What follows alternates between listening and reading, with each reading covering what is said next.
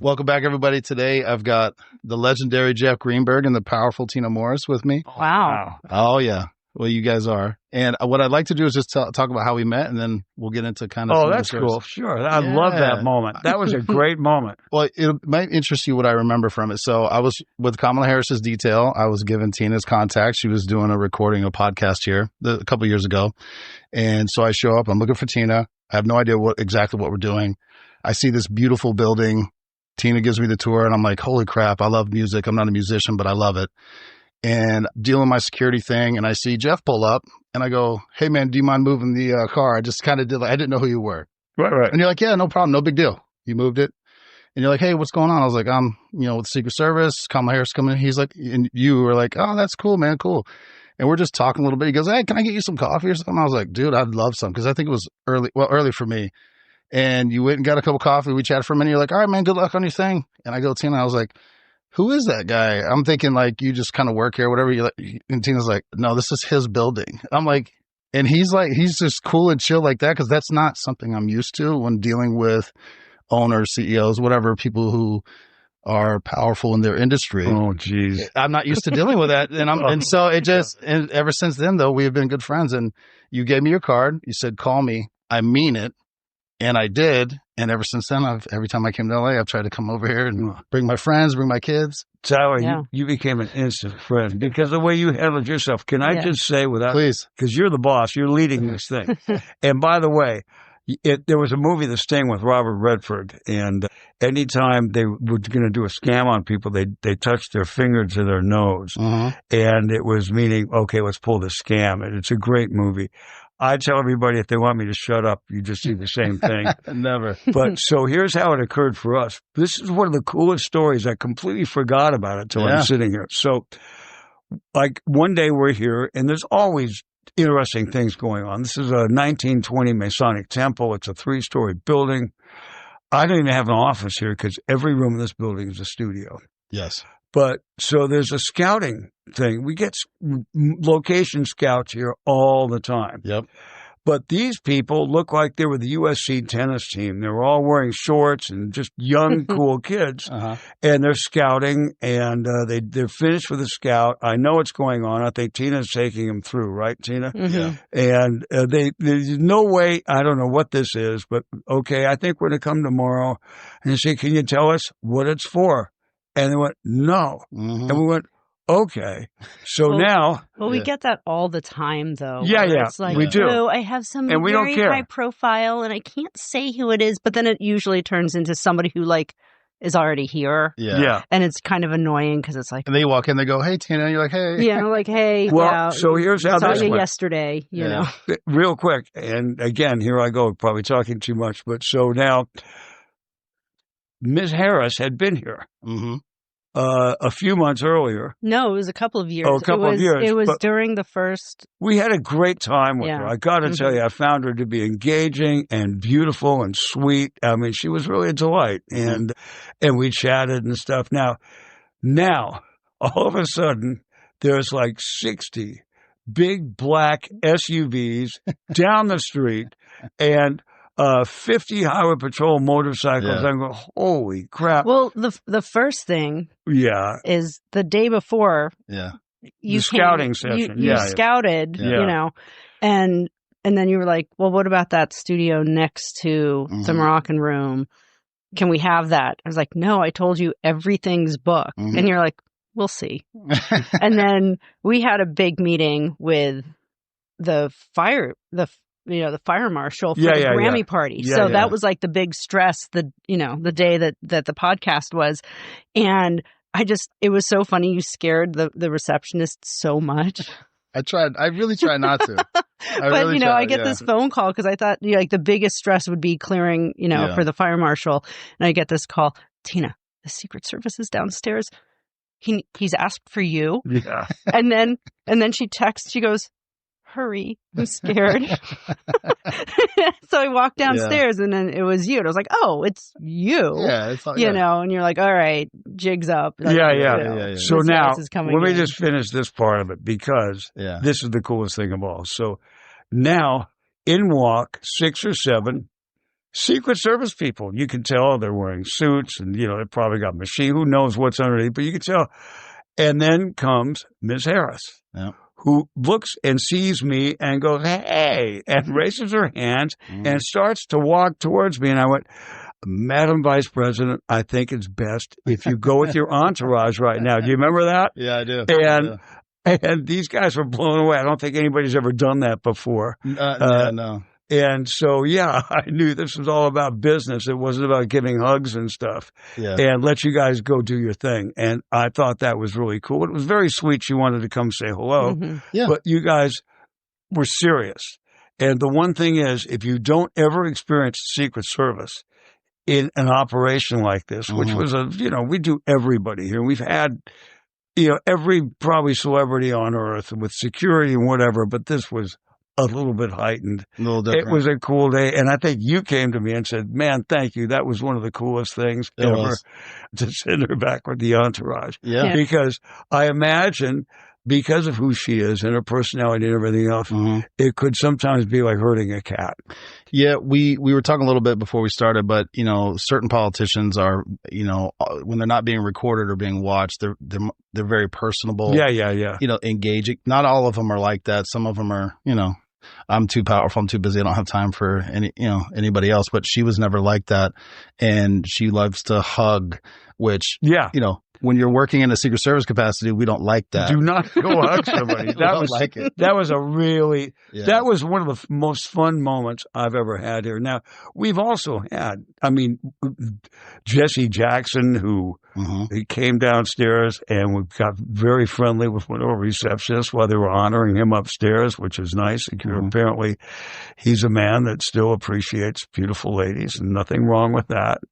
And then we've had Elizabeth Warren, who I once hip checked in the lobby. I told her to do something. I thought she wasn't doing strongly enough. And so we have a cavalcade of interesting people here from all the time. And sadly, one of the saddest things that ever happened here is poor Nancy Reagan sitting in Studio A with one of our engineers, got her head almost blown off with feedback in her earphones. Do you remember that? It was horrifying. Yeah, my God. It was one of our old techs hit one of hit those the wrong button. And the Secret Service guy, all the blood had left his entire body. Yeah. She screamed so loud. I heard it from the second floor. Poor young lady, not at that time at all young, but so we've had our experiences with high-profile people here. Oh, yeah. But to see the Highway Patrol motorcycles was impressive. Oh, yeah. I love it when they roll them out. It is very dangerous when they roll those out. A lot of the big accidents during motorcade movements come from motorcycles. It's very dangerous. Always, yeah. But when it goes well, it's very impressive, and it makes a statement for sure. It's pretty nuts. Yeah, even people that just were driving by, because you guys shut down all of Butler Avenue. And, I had people like, hey, I just drove by the village. Are you guys okay? Like, what's going on in there? And I'm like, can't tell you right now, but I'll tell you later. And the detail that you guys deal with, the presidential motorcades, we've seen a few of them go up and down the street. So first they block off all the streets, and then the motorcycles up and down, and then the ambulances up and down in case there's an emergency. The protocol is complicated, and it's crazy. Yeah, one of the things I try to always be cognizant of, because everyone's different, and every agent does sites different and deals with the detail, but you're dealing with staffers, you're dealing with the venue, you're dealing with the public, you're dealing with all those things. And when the Secret Service rolls in, there's just an assumption and an expectation. It's now ours. We own it. We run it. Yeah. But it doesn't mean that you need to be rude or unprofessional. I always try to be understanding and like, oh, hey, I need to get to whatever it is. You got to work through these things because you're blocking off a huge thoroughfare and you're messing someone's business up for sometimes hours. And sometimes if it's a big enough venue, days. And I tried to always push that whenever it was my site. And again, not everyone's the same. And I'm not saying I was the best at it, but I always tried to keep that in the back of my head. But it is different because when the protectee's on site, game face is on, it changes. I mean, absolutely. Somebody who I was chopping it up with a few hours before tries to come up. I had to check them because like you're getting too close. You know? Oh yeah, so it's a different. You have to put on a different mode. Absolutely. Yeah.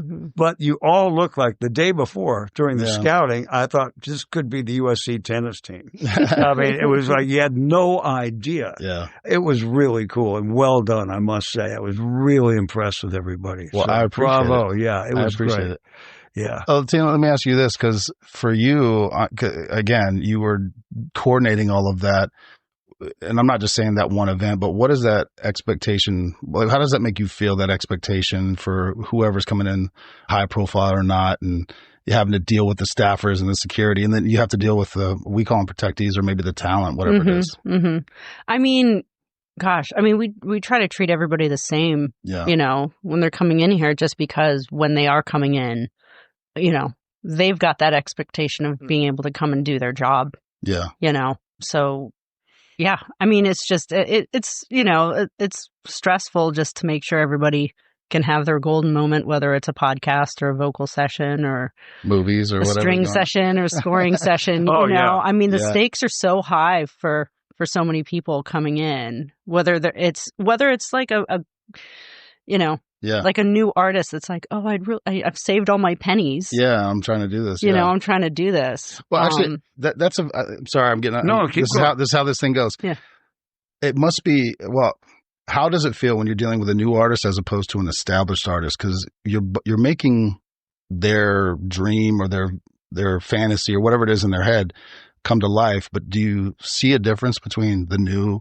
and the established, or is it always professional, or like, how does that? I mean, it's always professional. Yeah. You know?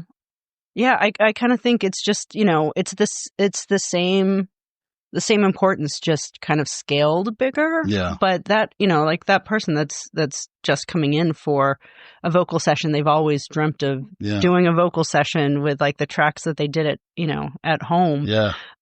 You know, that's really special to them. And then, you know, we have people that are, you know, much more established and, you know, accomplished and everything, but still, like, what we're doing here is like all new material most of the time. So it's like that hope of like, God, I hope this also is so, like, you know, as big as the last hit. Yeah. You know? Well, I saw a couple of years ago, I saw Cheap Trick and Rod Stewart. So they're well established. And I'm like, oh man, these guys have been doing this for so long. I had zero expectations. I know their music, but I was like, those guys fucking rocked. And I'm like, it is impressive to me to keep that same level of energy and at least apparent passion when performing after all that time. Do you guys see that when you're doing the recordings and stuff? We do. I want to step back to the thing you just spoke with Tina about for 1 second, which is, our whole job here is to make sure they can come in seriously and experience their golden moment. And sometimes we'll get 60 string players to do a part of The Simpsons, which is what is coming in this room later on. Yeah. And we do a combination upstairs in the big rooms and down here. And so our job is to just get out of the way. Nobody needs to know who we are, which is why I'm so low key when I meet people, because who needs to care if the guy's the owner of the place? It's and to tell your listeners, you should describe the place for your listeners later on. But the bottom line is, one story that I have that I love is that we had Lady Gaga coming in the studio. And we also did our first record here, and we did A Star Is Born in this room, actually. But I walk in the room and the flowers are dead. And I say to my guy, who was Matt, what the hell, Matt? You got one of the biggest stars in the world coming in. And by the way, the one thing Tina didn't say, which I'm sure she would have, they're all, almost to a one, extremely gracious and evolved. You know, by this point, if they were dicks, they wouldn't be where they are. Yeah. And so that they're always lovely, but they have their expectations. They want to come in. They don't want to be waiting while someone's trying to fix something. So the biggest part of what we do is keep the rooms cool and air conditioned and make sure everything works. And make sure that there's not smears on the windows or on all that stuff means something. So anyway, I say to Matt, what the hell? There's dead flowers. You got one of the stars coming in.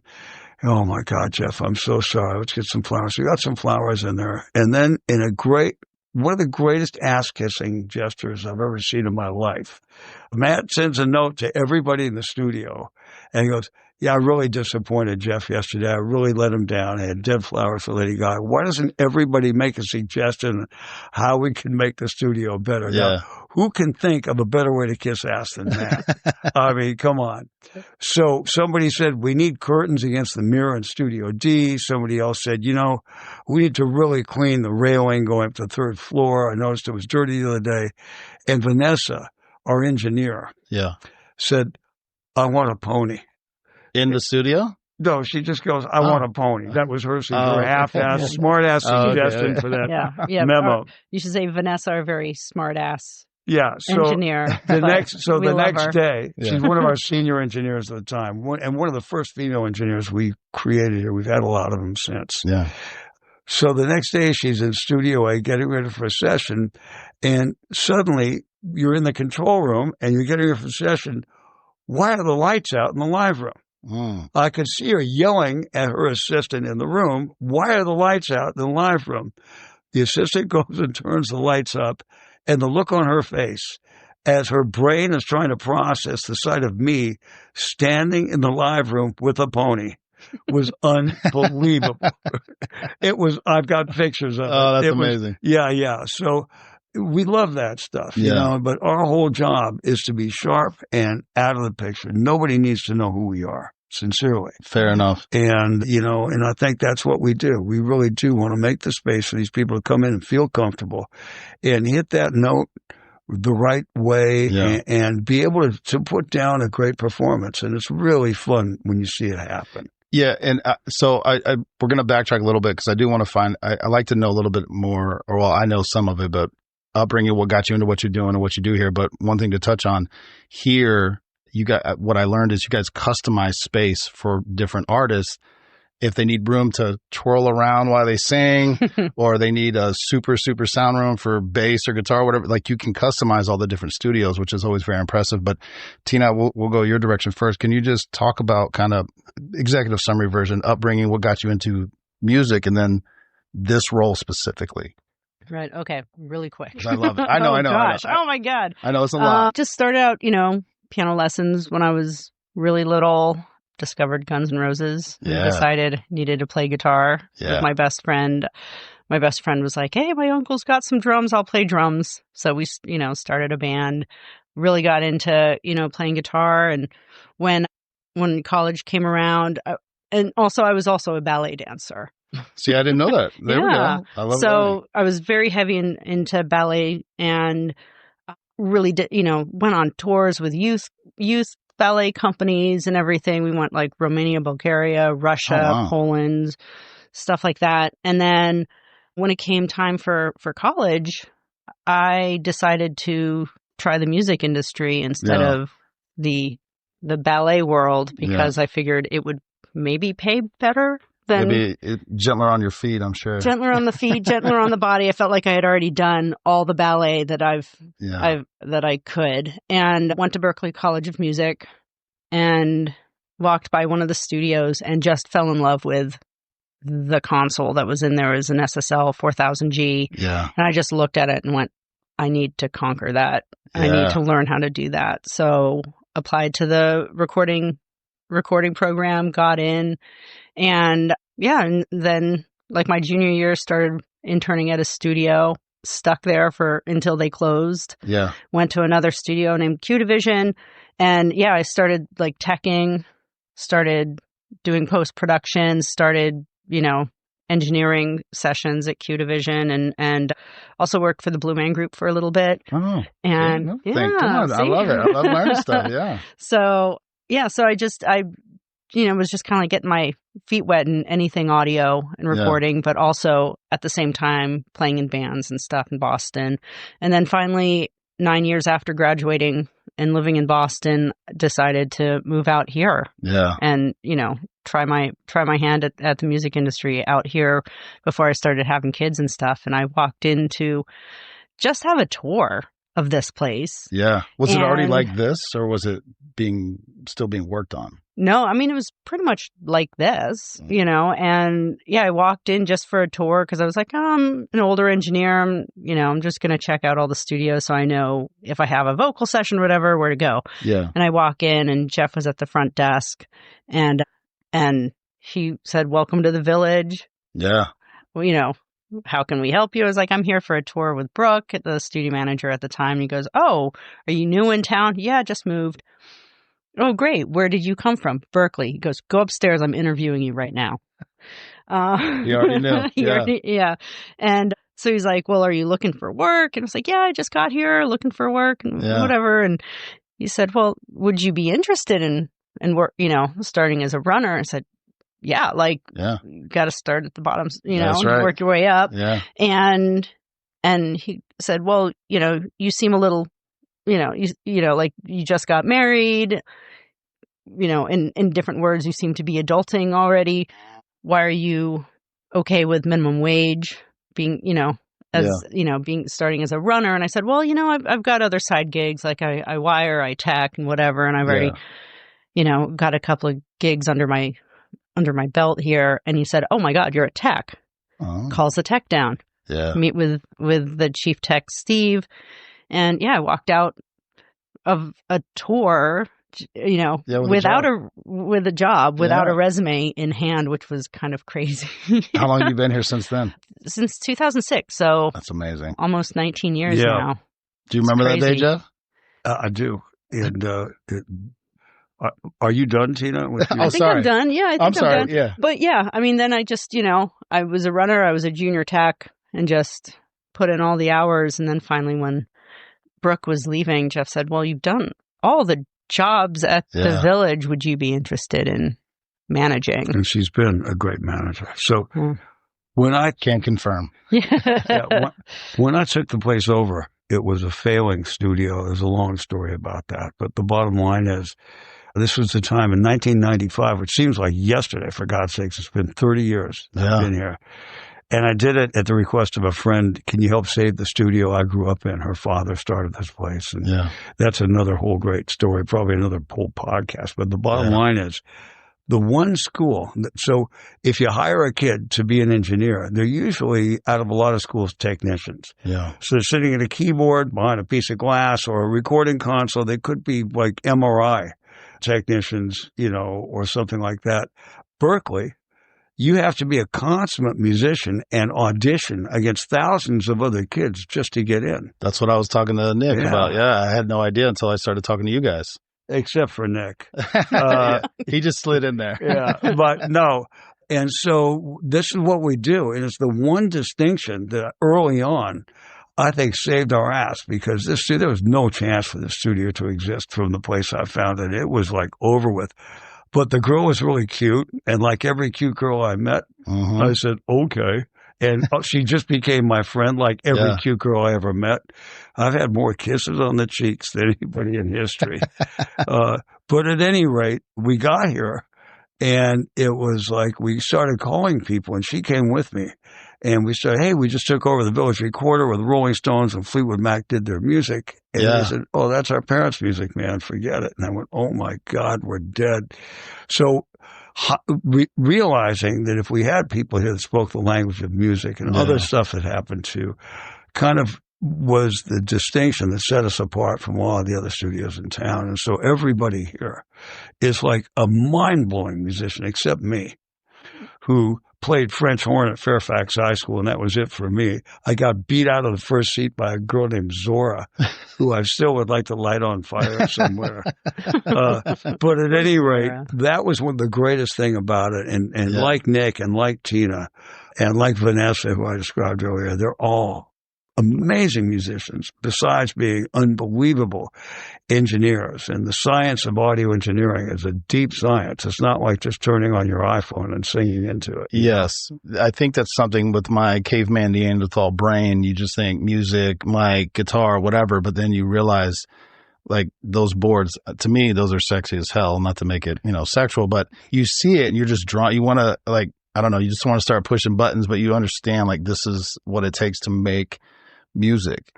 music. That's the deal. Yeah. Not sound. It's music. Yeah, putting it, That's the difference there, too. And a great engineer can make something sound musical. The magic of the records, I'm sure you've got yours, I've got mine. We just close your eyes and it takes you away. Yeah. That's what we do.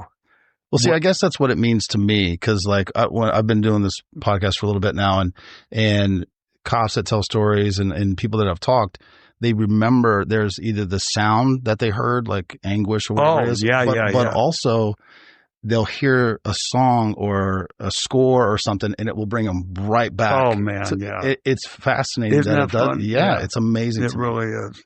My dad now, he's getting a little older. I can't remember what song came on. He came by for the weekend and the song came on. He started crying. He was like, this is what I listened to before my dad died. Where's your dad at? He's in West Virginia. Okay. Yeah. My family's spread out all over the place. I'm still trying to lay down. What was the song? Can I ask? I'm trying to remember. It was a classic rock song, and I know the song, but you guys are so good with like, oh, you knew who sang it, produced it, probably engineered it. I'm not good at it. My wife does.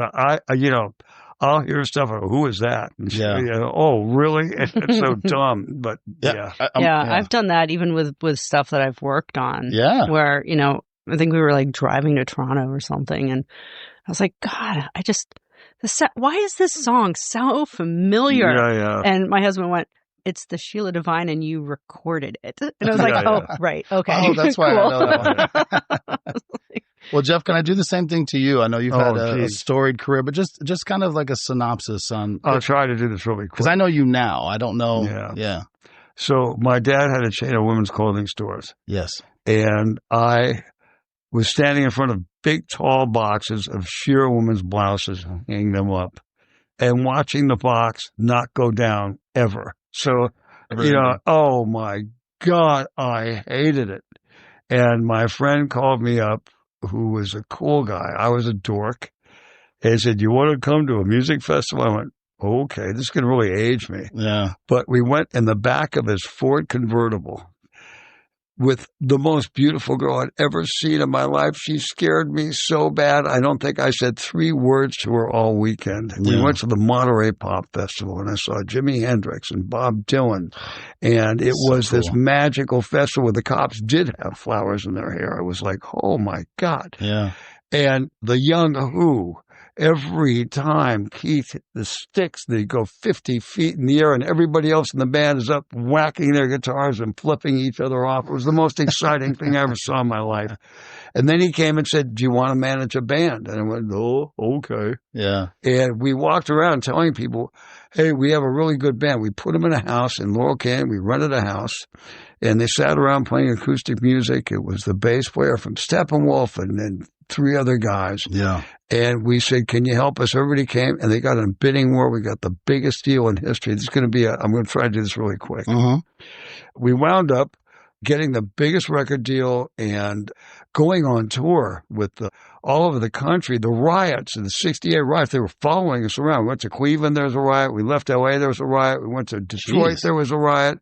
But we came back. There was a club on Sunset called The Experience, and Alice Cooper played every night. We became friends. We loaned him. I felt so bad for that guy. He's dancing around like a rat on stage. Their stuff broke. We loaned him our equipment. I became friends with the manager.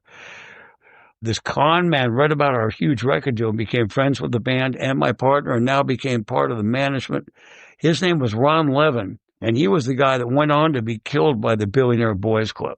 Oh. He was such a con man, and I hated him. But one night, the drummer got shot, went outside to have a cigarette, and they came back twice more and shot him 2 more times over the next hour, making sure he was dead, and he didn't die. Oh. And he's now in the hospital, and we're about to go on tour, and with another band, a huge band, and I think Led Zeppelin did a benefit at the Dorothy Chandler Pavilion, and every billboard in town said, pray for Richard, and we got a new drummer, and the guy's name is Russ Kunkel, one of the most famous drummers in history, the guy that plays with Lee Sklar with the big beard for James Taylor and Linda Ronstadt. And the band was better, which I tell everybody. The new drummer is always better. If you're heartbroken over a girl, it just goes with everything in life. The new girl's better, the new drummer's better, always. Okay. And so, but we stopped, and I was heartbroken. And the agent was a guy named Jim Rissmiller, And I'm sorry, I'm going to get through this as quick as I can. No, you're doing great. But so Jim Rismo was the agent at William Morris, who left William Morris and took over the company, started by, believe it or not, Bob Eubanks, the host of the Newlywed Show. Okay. And Bob Eubanks, some years earlier, had taken a loan for $25,000 on his house, and he bought 2 concerts. He bought the Beatles at Hollywood Bowl and the Beatles at Dodger Stadium. Oh, wow. And started Concert Associates, which these two, Wolf and Rismo, took over. And he felt bad for me. He goes, why don't you come on down and put some ice in the trash cans tonight for the concert we're doing? And that's how I got in the concert business. Okay. Is that a wild thing? That's so wild. then now I'm at the Greek Theater, working, promoting and booking the Greek, which for a kid that grew up in Hollywood, how fun is that? I mean, my God, it's an open air theater in the Hollywood Hills. It's magic. And I'm there promoting and, you know, so that's where I met the girl who said, can you save the studio? My dad started. And after that, at the Greek, I became an agent. Okay. And had a lot of big acts. But finally, she said again, can you do it? I came in with a very famous engineer. We walked around. The place was a dump because all these drug people had moved in, and the wealthy founder had moved to Phoenix with his 4th wife. When his name was Jordy Hormel, who was the heir to the meat killing fortune, the Hormel family, a brilliant pianist, bought the building, which at the time was the headquarters for the Maharishi. This is where he came from India after meeting the Beatles and started transcendental meditation. God, I'm talking so much, but here I'm almost there. No, I love it. It's a podcast. That's right. So we come in, and as I said, everybody said, that's our parents' music. We don't want to be here. Yeah. And we got a postcard, 1995, from a guy named Bill. Can you send me a picture of the studio? It looks so shitty inside of here. I went outside with a Polaroid I borrowed from Skunk Baxter, who's the guitar player for Seaweed Ann and Doobies, and sent him the Polaroid, and he came. That was Billy Corgan, who did Melancholy and the Sadness from the Smashing Pumpkins, which kind of put us back on the map as being halfway cool. I thought it was dead. And so it's been like constant rebuilding every room. Every time things got slow here, I probably went to bed 1,000 nights going, oh my God, there's no way we're going to be in business tomorrow. Yeah. But instead of freaking out, I'd rebuild a room, or I'd, rewire. And finally now here we are. The whole building is rewired. Every piece of equipment in here is new except for the fabulous vintage stuff. Yeah. And it's just been this quest to survive, really. There's no real forethought in it or anything else, but it's you walk in, you can feel it. I feel like I'm the caretaker of this thing. It's pretty cool. Yeah. It's a beautiful building, a beautiful business. Yeah. Absolutely. Jeff, I really appreciate that, man. I learn something new every time.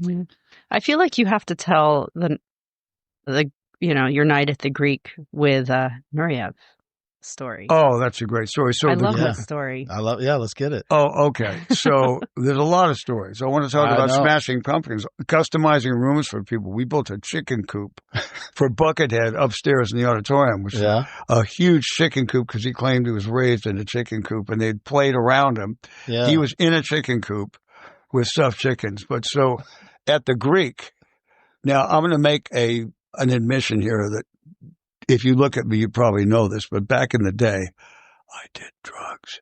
No.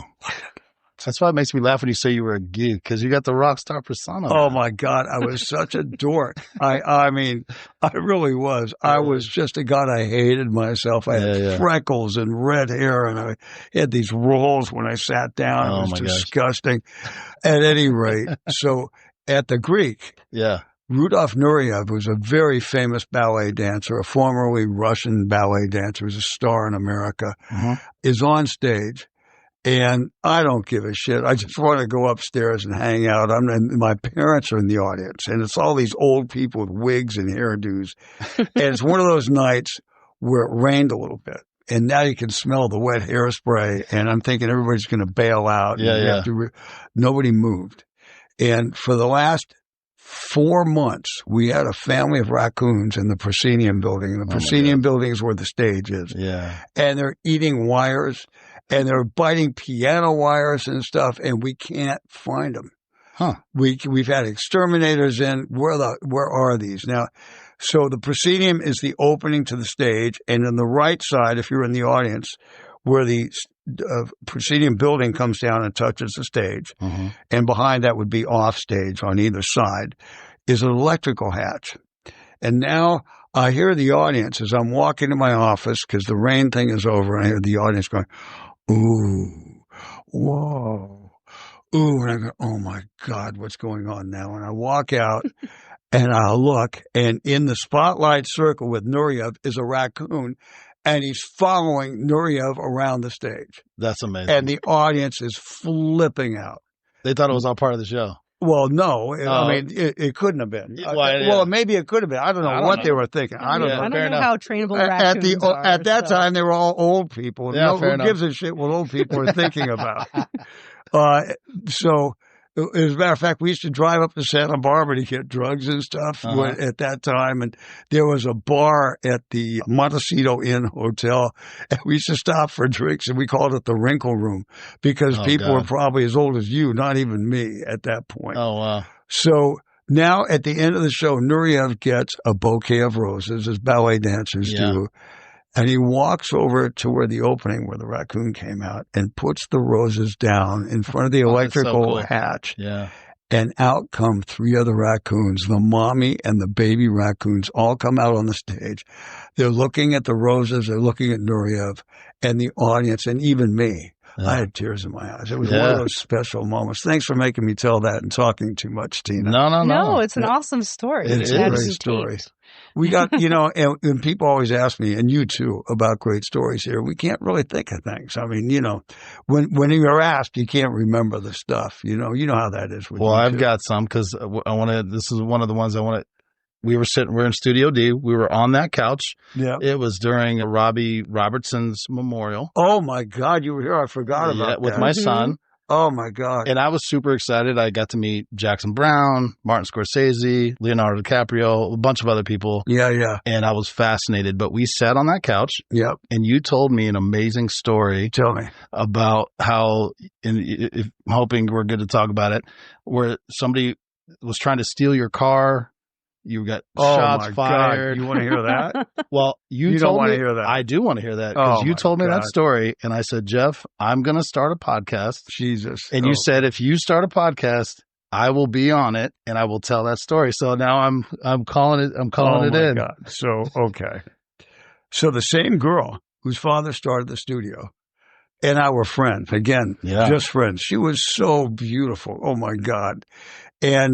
But thank God we were friends, or I wouldn't be here. Thank God that she didn't take a fancy to me or anything else. And she's now very good friends with my wife, and she's really lovely. And I've been blessed. God kissed me on the forehead with my wife, and it feels like God kissed you on your forehead with your future bride. Absolutely. So at any rate, we go to Chandara here in West LA, and I'm saying the name because I lived in a house in the Hollywood Hills, which was an A-frame. So when you're driving up the street, all you see is like this, angular sides that angle out from the roof. So not parallel, roof to floor, but so you figure like each side of the garage is like a 45-degree angle down, and the rest of the house is below the grade where you don't see it. And so I get up at 3 a.m. I have got the worst case of I'm either dying or it's severe food poisoning. I don't know, but it's both ends going. I have 104-degree temperature. I can't walk. I call 911. I think I'm dying. And the lady says, sir, it sounds like food poisoning. Do you think you can get in the car and drive to the ER? I went, I'm going to try. It was horrifying. And Chandara, thank you, on Pico. And so I don't know if they're still there. I think they are. But not with advice like that. I'm dying. God. Get in a car. So at any rate, at the time, I had a Volvo wagon. Now picture, the front door is right in the middle of this driveway, really. So one car is backed in on each side. So from my point of view, through the keyhole or through the peephole is my Porsche. I had a 1986 Porsche convertible with red interior with black. Beautiful. And also I had a Volvo station wagon, a 740 wagon, which is really a cool car. backed in the other way.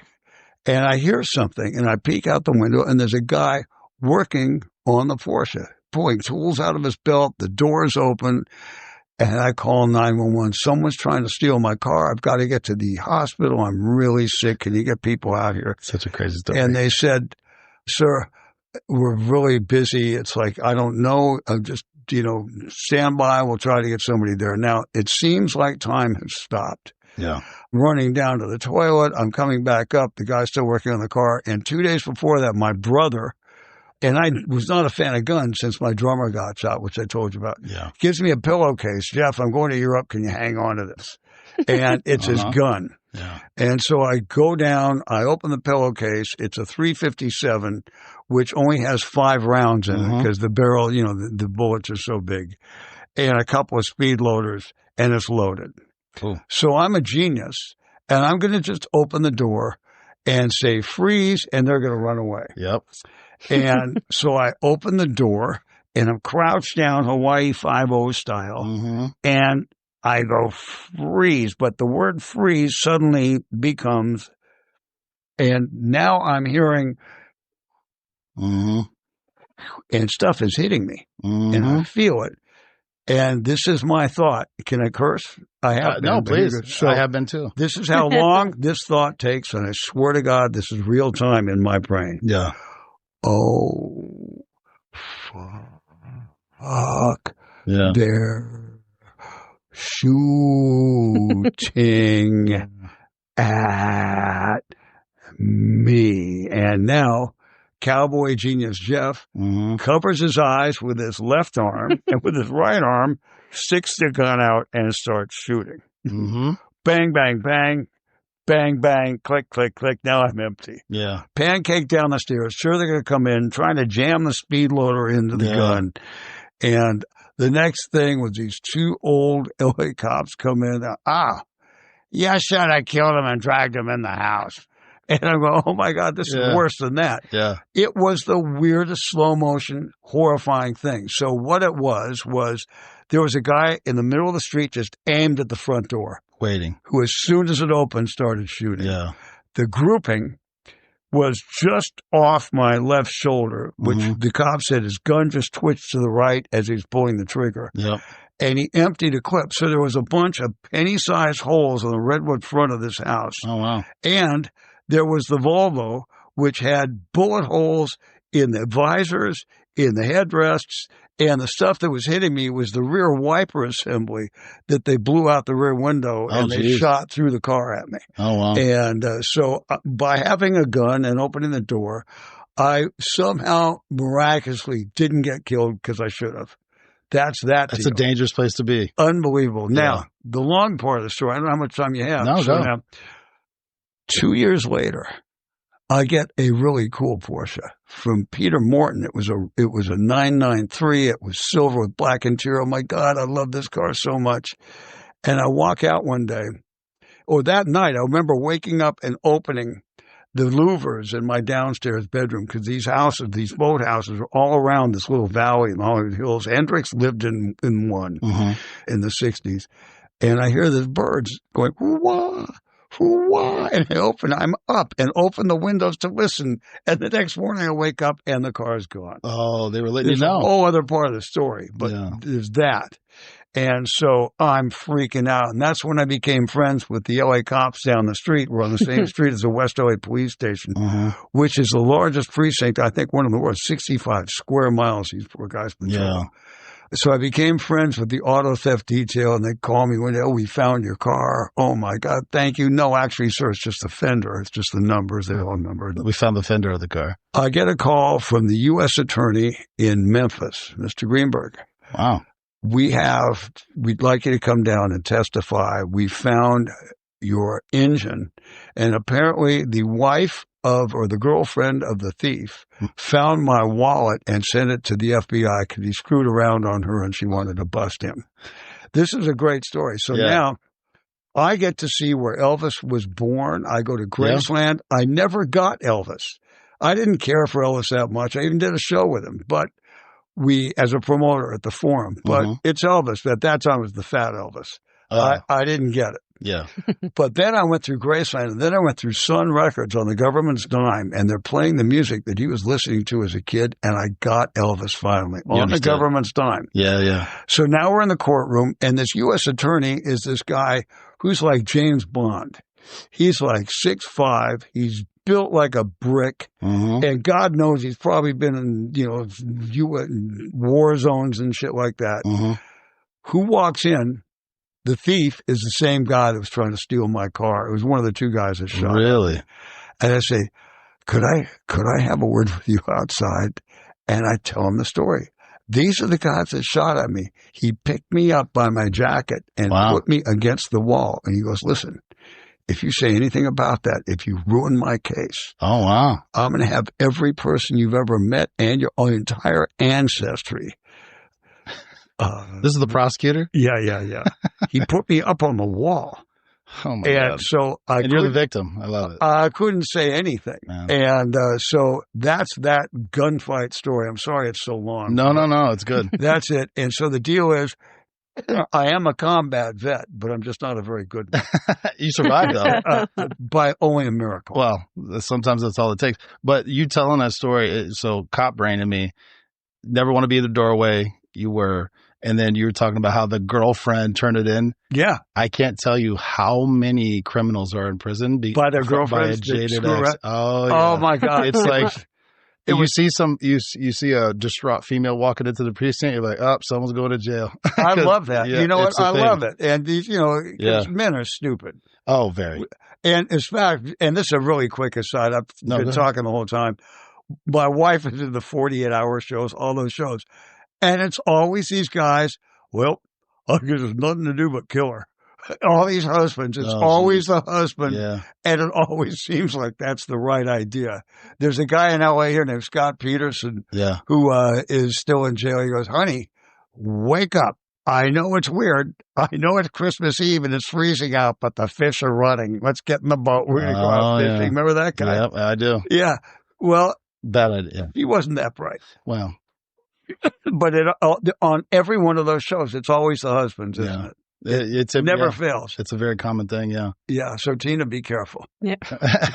Well, I've talked about it a few times, and I had a friend of mine who's not a cop, but listening to the podcast and how people talk, he's the one that kind of put the thought in my head. He goes, people never think about law enforcement. It's a very intimate career path because you're dealing with people usually at their worst or some horrific event has happened, and you are digging into their life in ways that really only a spouse or like a real close family member will. And you're just a stranger and you're having to talk to them. Tell me about this horrific thing that happened to you. Mm-hmm. And it's immediate. And it's very, and when he said intimate, typically you think some sort of sexual nature, but it's not, you're getting someone's pure raw emotion. God. It's a fascinating thing. Yeah. And so, but all these shows, and people love these shows. The only other show I loved more than that was the guys that they think they've got a date with a hot 14-year-old. Oh, geez. And they drive to the house. Yeah. Come on in. And then the guy pops up, hey, Bob James. Yeah. I'm with NBC, and you're a perv. I love that show. What was that called? Remember that show? How to Catch a Predator. Yeah. Or wait, was that what it's called? How to Catch a Predator? Whatever it was. Yeah, I can't remember that. Because wait a minute. You're a guy with a microphone. You're not the 14-year-old girl I was going to meet. It was great. I love that stuff. Yeah. Matt, it's not him, but Matt Walsh started that with now I'm drawing a blank. I wasn't ready to talk about it, and I'll maybe remember it, but he started like Unsolved Murders or something like that. Yeah. The Unsolved Mysteries were... Yeah. Was it? No. See, I'm drawing a blank, but I didn't know this until I got it happened in Florida, and it was part of our training academy. That's like kind of what prompted it. They were at a mall or shopping center, something like that, and they're shopping, whatever, and kids doing whatever. Well, he goes to leave, and he can't find his son. We'll come to find out his son had been taken, and then such a horrible story. And that's what prompted him. He had no ambitions or anything to do that, and then all of a sudden it led to a whole career for him. Mm-hmm. Solved a lot of cases. To lose a child, I think, is no matter if it's disease or whatever it is, it's got to be one of the most horrifying things in history. And it's how do you live past that? I'll never know. Well, and that's why I started this is I wanted to humanize not just cops, but we're all humans. We all have, we all have stuff we're dealing with. We all have tragedies we've been experienced and exposed to. And then you have to go out and interact and do your job. It's kind of a weird segue, but Tina, I would be remiss because I love the way you tell stories, and it's a little off topic from what we were talking about, but I'll name two, and then I'm going to put you on the spot for a third one that I don't know. But you told a story about your son meeting Elton John, and the way you tell it, it's just those little intimate, intricate moments that people don't think about that. Elton John's this big, larger than life, celebrity musician. I don't even know what you call him at this point. He's so big. Yeah. But but the way he interacted with your son, do you mind telling that? I just want to make sure I capture it. Yeah. I'm putting you on the spot. Gosh, I don't know how I told it. No, just to make it. I'm putting you on the spot. My son Jackson was born, about the same time as his eldest son, I think, like within a couple of months.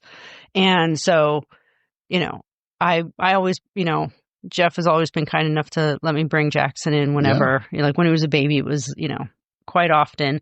And, so Jackson, when he was old enough to walk around and know the rules, I'd be like, hey, you can walk around anywhere, but don't go out the front door. That was like the only thing. I was like, just don't, you can, and he found like the Harry Potter door right next to Studio D. That was like his office where he was making his robots, stuff like that.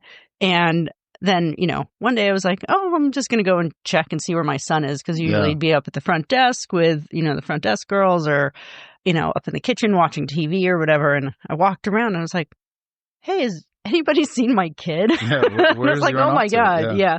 And they're like, yeah, no, I don't know. And Steve, one of Elton's security guards, was like, oh yeah, no, he's hanging out in Studio D. And I was like, oh my God, I'm so sorry. He's like, no, it's okay. Like Elton's enjoying his, his company because he is, the same age kid. But and I was like, man, like your son's just hanging out with Elton. Jackson gets to hang out with Elton John. Yeah. I do not. But, and you described your son was just like, it was just complete. Like it was fun. It was, this is a huge icon, as you said. And just down to earth talking to your son. No big deal. I thought that was so fascinating. Yeah. Again, these are just. It was very sweet. The kid is cool as hell. Yeah, he's pretty darn cool. He used to walk around. What a cool life growing up, I'd go, what's your name? He goes, I'm Agent Upgrade. And I'm on a mission. And he was like 4. Yeah. I got one quick Elton story. Go. No, please go. This sounds like maybe it's 6 podcasts. I'm sorry. No. So one day I walk out and there's a black SUV in the parking lot with these 2 military people in uniform standing at full attention. Going, whoa. Gentlemen, how can I help you? Yeah. We're here to pick up Mr. John. I said, Elton? He goes, yes, sir. And I went, okay, I'll go get him. And so and it has a light bar on top. It's a black, like Tahoe SUV. Interesting. And I go and Elton, there's some people outside waiting for you. Do you know what it's about? He goes, yes, I'll be right there. And he grabs his bag and he walks out to the front. And now I notice the uniforms these guys are wearing have Snoopy embroidered on the uniforms. It was the Disneyland police to pick him up to take him to Disneyland. How cool is that? That's really cool. It was goofy. Yeah. It was goofy. Yeah, it was goofy. You got to get the right branding. But they were full-on military uniforms. Who knew? I didn't know. Isn't that fun? Yeah, it is. And whatever they were serious. Yeah, no, for real. So I've learned that in my travels, mostly with the Secret Service, because when you're a deputy cop or trooper or whatever, you deal with street cops a lot, and then you start expanding your world and you travel around and like you deal with college campus police, and a lot of people think they're like, those are just like school security. No, these are like full on. Yeah, full on. They do, and you also think a college campus is like a small city, so they deal with all the crimes that you would deal with in a regular sized city, and it's all condensed, which to me would make it more difficult. But then you run into corporations. They also have, and these are legit trained law enforcement professionals that now, again, same concept. And also Disney World, I mean, it'll expand to 50,000. And they've got to respond, God forbid. The logistics, I want to say real quick that we're down the street, same block as the police station across the street, which is the biggest precinct in LA. And over the past 30 years I've been here, the one thing that I've found that is such a misunderstanding with people and the fear is that they're all human, nice people. Yeah. They really are. Yep. And I've got a friend that, several, and they're always welcome to come here. We're neighbors. We bring them through. We bring cookies to them every, Christmas and stuff. It's just a different job. It really is. And there is that barrier and stuff. But I have to tell you, the LAPD, and I've been honored to meet and spend some time with a few of the ex-chiefs and stuff. Mm-hmm. They're really good humans. And, So, I think the cowboys, maybe there still might be some. I haven't met many, but it's pretty fun. Especially these guys are great. They love coming in. They bring their kids and stuff. Don't we have a great time with them? Yeah, we do.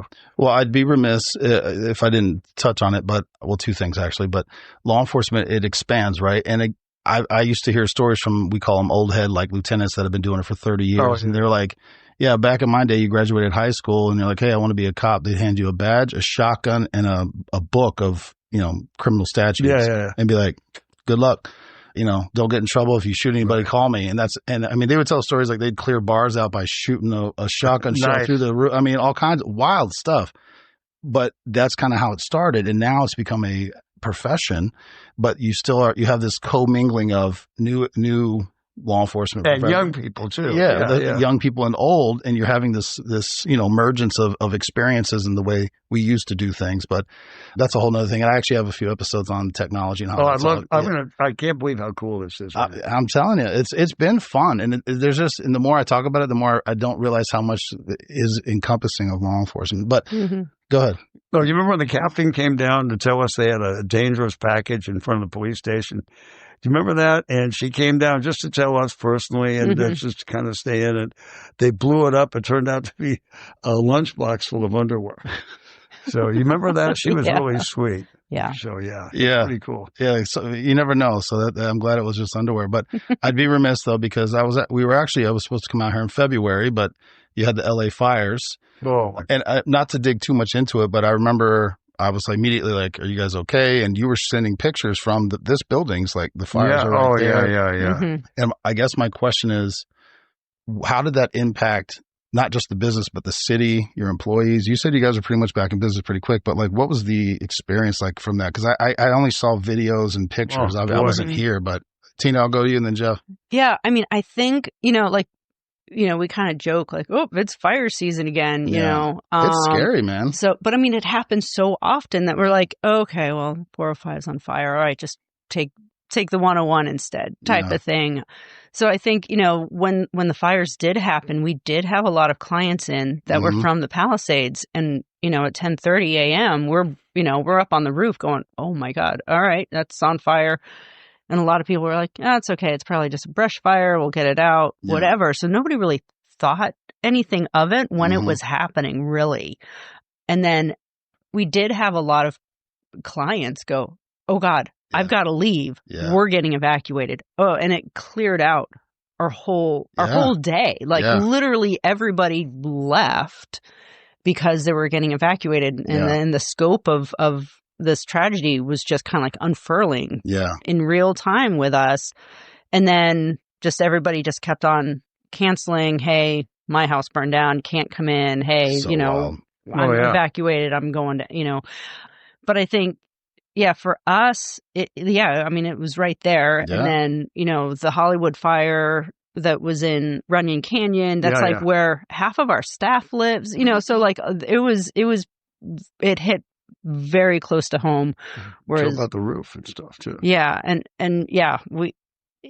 hit, a lot closer than we were used to. Yeah. Even though it happens, regularly, but pretty regularly, not to that extent, but not to that extent. The Eaton fires were just, it was crazy. And then, we were directly impacted where like the ash and, everything from the fires and the winds actually caused our roof to not drain properly. So right after the fires, when the rains happened and there were very heavy rains, it flooded the roof. Oh. And then and then leaked down into, destroyed one of the studios, which completely destroyed. We're just recovering from now. It's been 3.5 months rebuilding one of our biggest studios, one of our most important studios. The one upstairs? The third floor, Jermaine Franklin's room, which had just been finished a few months earlier for her. Oh. Yeah, so it was like we had to, completely redo that room and redo the roof and everything. It was pretty nuts, that kind of residual.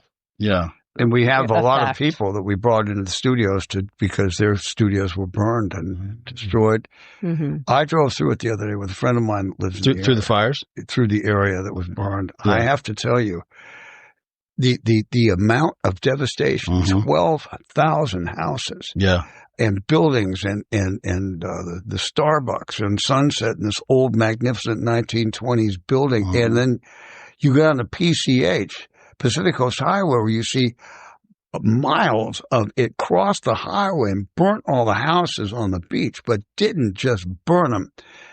It was blowtorch. And if you see, so imagine you're in a residential area. You're a mile and a half away from the mountains, and you're surrounded by houses for a mile on each side. There's no way in hell a fire could ever come and take your house. Yeah. That day, they had 100-mile-an-hour winds. It was nothing but a giant blowtorch. And I'm telling you, the fact that thousands of people didn't get killed is unbelievable when you see the scope of the stuff. And maybe today we can get you out there to see some of it. It's definitely something you should see. No, so I've been to natural disaster areas. When I was Secret Service, I went to Puerto Rico and I saw that. And side note, I was excited to go because they're like, oh, you're going to stay on a merchant marine, like a big naval vessel. And again, for those who listen that know these things, I don't know exactly what I'm saying, but it was a big boat. And I was like, oh, I've never been on a really big boat.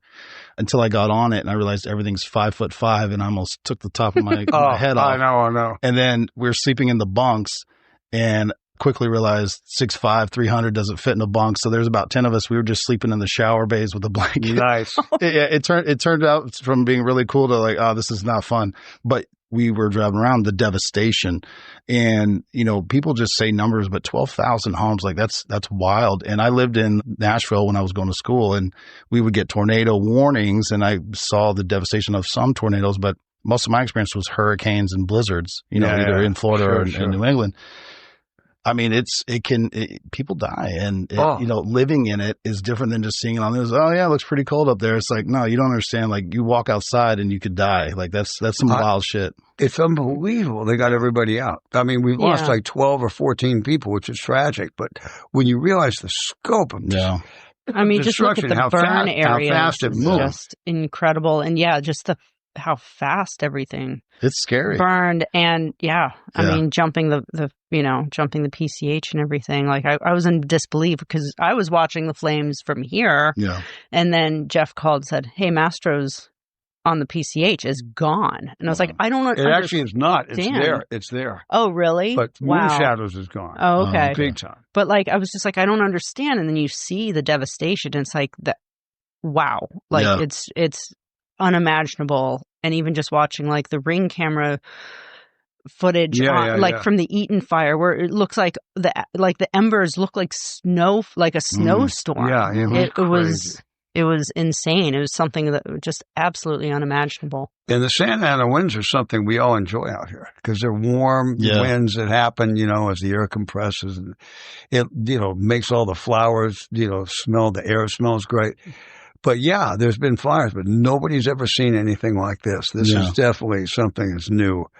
And I have actually been in a few of those, like trying to help people protect their homes. Or when you see, real quick, so I was standing outside of someone's house maybe 30 years ago with a hose trying to wet down his bushes, and 500 or 600 feet away is a 8-foot diameter black snake of dark black smoke heading down towards the ocean down the hill. And wow, that's weird. I've never seen that. And I'm seriously, I'm about 500 or 600 feet away. And all of a sudden it lights and bang, just becomes a circular, snake of like intense fire. It was so hot that we had to lay down from that far away. Well, as a man who enjoys making fires and building fires, I remember as a kid, the fire's out the next morning And, Dad's like, hey, go clean the ash out. And I'm like, oh, okay, fire's been out for a while. And I'm just in there like shoveling it in. That shit's still hot. That's how people burn their feet on these beach pits. Yeah. Always. Yeah, it's terrible. Mm-hmm. Yes. I'm a guy that loves fire, too. We all do. One of these days, maybe actually, well, we'll talk about it later, but I like to build real big fires. And then when it just gets down to coals, you take just a raw steak, and you throw it right on the coals. Oh, my God. If you've never had it. It's good, huh? Shout out Lost Fire. They do some stuff like that. It's in Kennebunk, Maine, my buddy's chef. And who you guys will meet too. You can do that in Kennebunk. You're damn right you can. You can do that up in New England. What's the vibe like now, though? Like the people? Like just the building? I mean, is there whole positivity, or what? Are you guys still kind of reeling? I mean, I think the amount of how the communities have like kind of rallied together, has been, is kind of like restored kind of like your faith in humanity in a way, just seeing all the people helping and the people coming together. Like, we had a couple of events that were scheduled, after the first of the year, and every single person was like, I don't want to cancel. I want to make this into a fundraiser. And we did one that was like almost every famous amazing composer. Yeah, I saw it on your Instagram. Yeah, and it was like, it turned into like, a 40-piece orchestra with these amazing, amazing composers. Yeah. And, they raised a lot of money just from that. And the excitement of being able to help was really touching as well. It kind of felt like, might I say, like how people came together during COVID. Yeah. You know what I mean? Like, okay, let's help each other out. Let's, that's kind of how I feel like we've kind of come back from this. But you just look at the destruction though, and it's a bit overwhelming to think about how many people have to rebuild. Yeah. Oh my God. It's overwhelming, especially with me going through construction, and permitting. And all of that. And I was just, like I've been talking to like the permitting office, and I was like, God bless you guys you guys have such a huge, every time I have to like ask for something, I'm like, I'm really sorry because I know you guys are completely slammed, but it was like, good luck with the rest of it. It's tragic. I mean, if you imagine losing everything, your grandmother's sweaters she gave you and stuff, it's tragic. And then to try to get the permits and then hire the construction people, which is a pool of workers that's vastly diminishing right now in certain programs. Mm-hmm. But it's daunting. To say the least, it's daunting. Yeah. I try not to get political on the show. This isn't a political slant, but during like COVID and natural disasters and stuff, I guess silver lining take is it makes it almost forces communities to kind of suck in, and you get to know your neighbors very well, and and you're sharing an experience together. Whereas prior to that, I mean, I know many people who have lived next door to somebody for 10 years, and they're like, I think his name is Frank. They don't know. The greatest way to have a neighbor in life. I mean, but then you get to something like that, and you start wanting to, it pushes you out to know the community. But I'm sorry. I don't want to end on a good note, and I want to be respectful of you guys' time. So just a couple more things, but if it's okay. The other story was the Fleetwood Mac story and how you designed the studio. Well, I don't know if you designed it for them so could you talk? Is that okay? Just like how you designed so she could spin it, I want you to tell the story. But how that all went down. I mean, Jeff, do you want to? No, Tower asked you. I just like the way she tells, and he's way bigger than me. So let's just do this, Tina. Just in size. Yeah. But no, this room that we're sitting in, Studio D, was built for Fleetwood Mac. Yeah. They had the successive rumors. I believe they had like a $3 million cash advance from the record label. And this is what your time frame? Because this is like what, 70? Yeah. 8 or 9. Yeah. That's a lot of money. That's a lot of money back in the day. For a studio. Yeah. And they came to Jordy Hormel and said, hey, we've got $3 million. Build us a room. We want to record down in Los Angeles. Yeah. So, we built it to their specs. Yeah. And, their requests. The vocal booth for Stevie is large. I joke, plenty of room for her to twirl in. Mm-hmm. She, picked out the lighting fixtures, which are like these kind of like cool fish Tahiti lights, and the Tahitian sunset behind stained glass, which is just absolutely beautiful. And, the echo chamber is, was copied from the Capitol Studios echo chambers down below they're legendary. They're down below the parking lot at the famous Capitol Studios. And there's just a lot of really cool, like even like nooks and crannies. The chairs are like, this is, you call them King Mick Fleetwood's throne. Yeah, I'm sorry. Yeah. And then the bathroom has got all the copper. All the copper tiles and stuff. And that was Stevie's I think it's bathroom. Amazing. Yeah. And how they can customize it. I love that. I do. Yeah. It's pretty cool. And we've had, them in a couple of times where it's nice, the manager will call and be like, hey, Stevie needs a room. And I'm like, all right, let's make room for Stevie, and I have to be like, hi guys, sorry, Stevie needs to come in. Bounce, but it's nice that they still feel at home here and still, lay claim to this room every time they're in. It's awesome. And I appreciate you guys letting us record in here. Yeah. Jeff, last thing, just how you want to end us off, man? Any story? Yeah, you. We've been going for almost 2 hours. I want to. How do we end this off? Has it been 2 hours? Oh my God! Yeah, Tyler. The one thing that we didn't hear about, and we should do this again. I want to hear about you. Okay. How did you get into the Secret Service? How did that all go? Okay, and what made you decide to go that way? And how cool is that, by the way? It must have been so cool. You became James West, right? Yeah. I mean, do you have time to tell us? I'll do it exactly. We will. You know what? I would love to do one with you like that. Where I actually like this setting. So I haven't done this. Yeah. And I do like it. So this is new for me. But I'll do the executive summary. So I grew up, I've told it a few times, I grew up in a trailer park, played sports, loved the team atmosphere, went to business school, thought I was going to be a mogul or something like that. I became a financial advisor. I made a lot of money, but I hated it. I was miserable. Should I sell? No, keep going. Keep going. I've been out of that game for a while. Yeah, keep going. And I hated it. And I was like, I'm going to go join the military. That's what I wanted to do. But I had a young family at the time. And I said, all right, well, I'll try to do military or law enforcement. Hillsborough County was hiring, thinking the military is going to stand. I got a degree, I'm young, I'm fit. And the military took so long. Hillsborough was like, yep, we'll take you. We want you. And so that's how I got into it. So it wasn't really like, oh, I'm going to be a cop one day. Matter of fact, people who grew up with me are like, I cannot believe you're a fucking cop, dude. That's fucking insane. That's just another story for another day. And I got into it and I loved it because it's like you quickly realize it's like a team because you rely on and those are some of the closest friends. I mean, I call them family at this point. I call them the kids' birthdays, like they're there with you all the time because you go through so much. And I loved it and I wanted it. And I was like, this is going to be my profession. It's not a moneymaker. I'll just throw that out there for anybody listening, but it is so exciting and fun. It's dangerous, but maybe that's what makes it fun. I don't know. You got to be a little crazy. But, and I love the driving fast, carrying a gun, arresting bad guys. Yeah. Like I love that. But then you get to a certain age and you're like, I'm too old for this shit. Tired of jumping over fences, chasing gangbangers and stuff in Florida.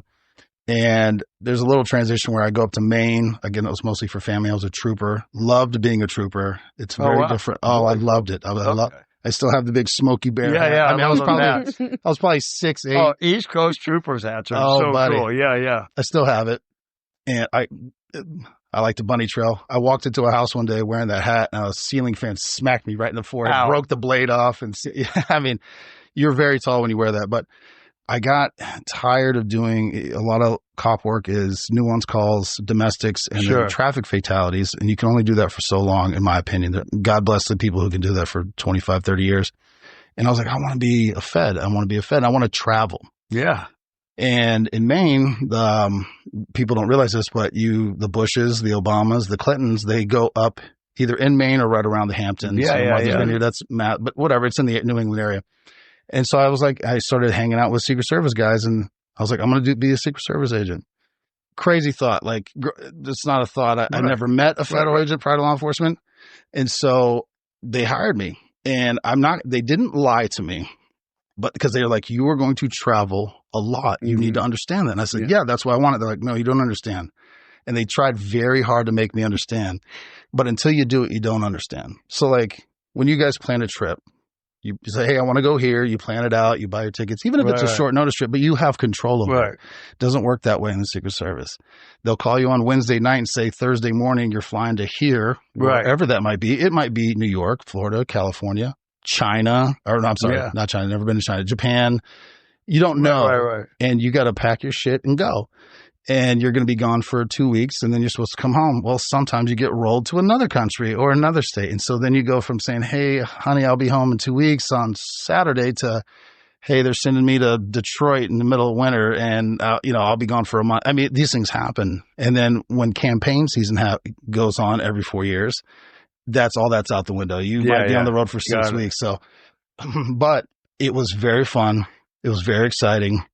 And you quickly learn that the Secret Service, you have to be able to talk to all levels. You talk to homeless people, college students, high school students, CEOs, kings, queens, presidents, powerful people, all the mix. I mean, I've met the Pope.